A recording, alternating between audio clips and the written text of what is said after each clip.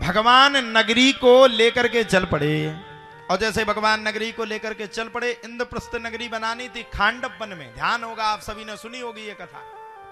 उसी खांडव वन में तक्षक नाम का सर्प रहा करता था। तक्षक यानी कि नागों का देवता तक्षक।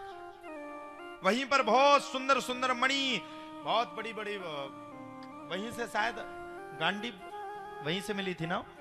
हाँ? तो वहीं से गांडीवधारी जो धनुष थी वो भी अर्जुन को मिली। बड़ा भारी खजाना मिल गया। भगवान ने विश्वकर्मा भगवान को आदेश कर दिया, जाओ पांडवों के लिए इतने सुंदर नगर को बना दो, इतने सुंदर नगर को बना दो कि इंद्र की नगरी भी इतनी सुंदर ना हो। इंद्र से आदेश किया, जाओ इस नगरी को अपनी नगरी से सुंदर बना दो।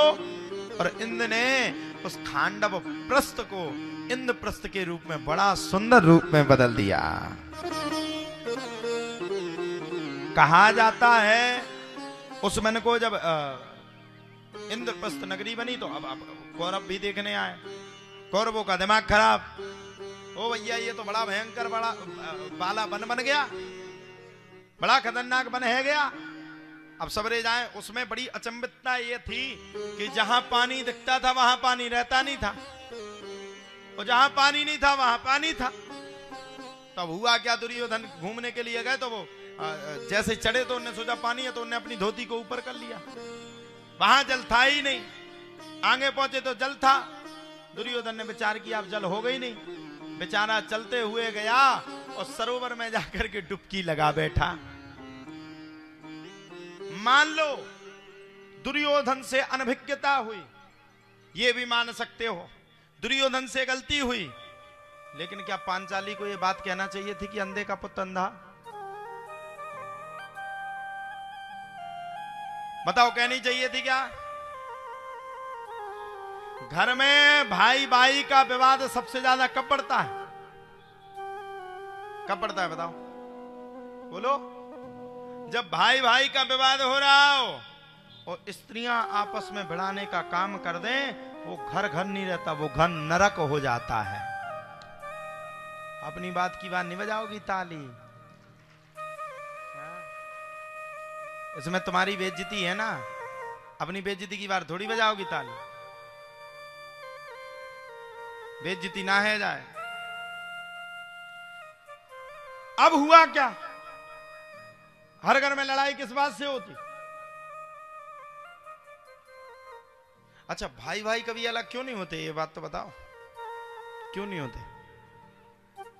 जिस दिन से घर में स्त्री का आगमन है जाए, आप लोग बताओ, उसी दिन से घर में लड़ाई क्यों शुरू हो जाती? मैं आप सबको एक सूत्र दे के जा रहा हूं। आदमी तो बचे बहुत कम थे खिच्ची टूक से, तुम उनका बताया नहीं रड़ुआ भैया, रड़ुआ तो वैसे को नहीं आते, क्लियर ही है सब। आप सबको एक सूत्र दे करके जाता हूं। आपकी पत्नी आपसे कहे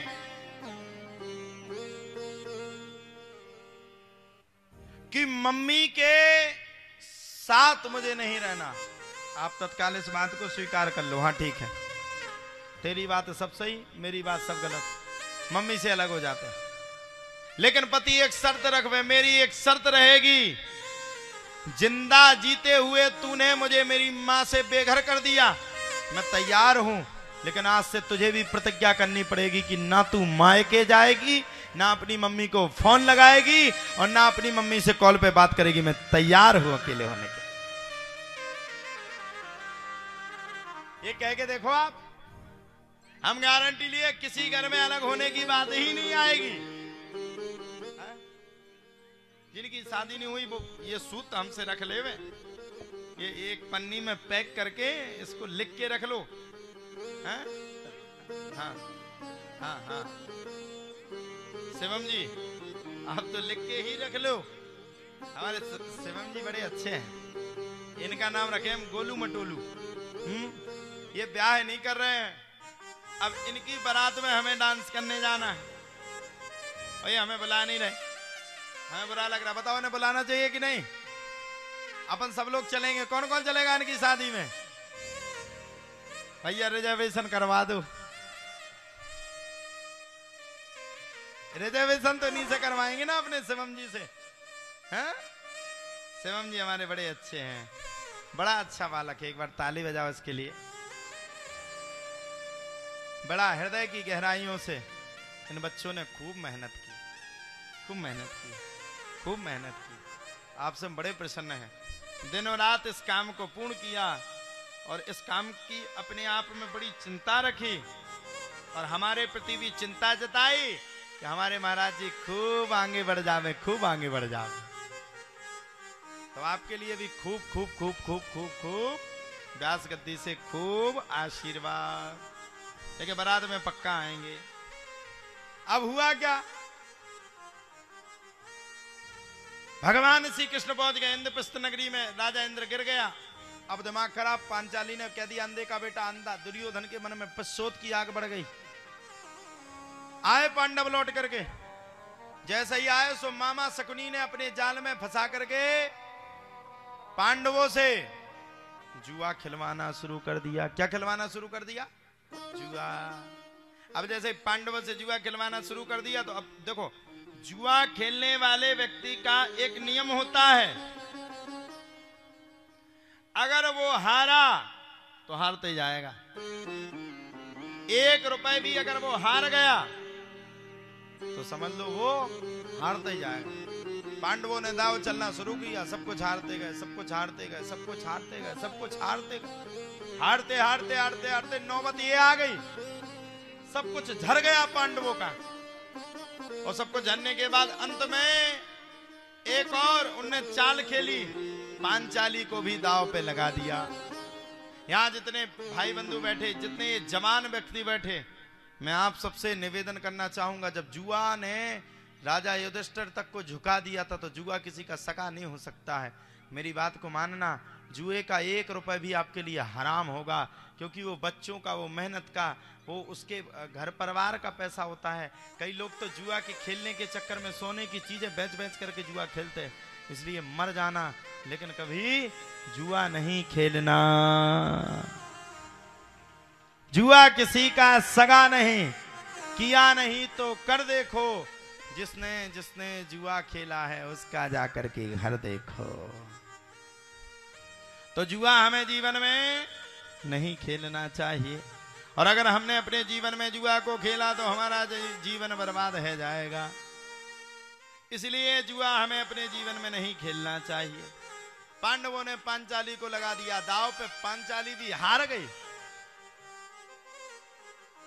दुर्योधन के दिमाग पे ये बात आ गई, दुर्योधन के दिमाग पे ये बात चढ़ गई कि चलो पांचाली ने मेरी हंसी उड़ाई थी, जाओ तो शासन पकड़ करके लाओ मेरी दासी पांचाली को। पांचाली अपने केसों को धो रही थी, धुलने के लिए बैठी हुई थी कि दुशासन ने 2 बार आदेश करवाया, जब नहीं आई तो घसीटता हुआ ले आया। 5 पांडव बैठे निर्दयी की तरह, गांडीवधारी अर्जुन, गदाधारी भीम, नकुल सहदेव, धर्मराज युधिष्ठिर, सभी लोग विराजमान, सब बैठे हैं, कोई कुछ कह नहीं पा रहा है। माता पांचाली ने सबके सामने हाथ जोड़ा, बचाओ बचाओ बचाओ बचाओ, भरी सभा में मेरे चीर हरण हो रहा है, मुझे बचाओ, कैसे भी करके मेरी रक्षा करो। अब हुआ क्या, कोई तैयार नहीं, भीष्म पितामह भी तैयार नहीं, गुरु द्रोणाचार्य भी तैयार नहीं, गुरु कृपाचार्य भी तैयार, कोई तैयार नहीं। अब तो पांचाली समझ गई अब कोई बचाने वाला नहीं है। पांचाली ने तुरंत मन में विचार किया, भगवान को पुकारना शुरू कर दिया।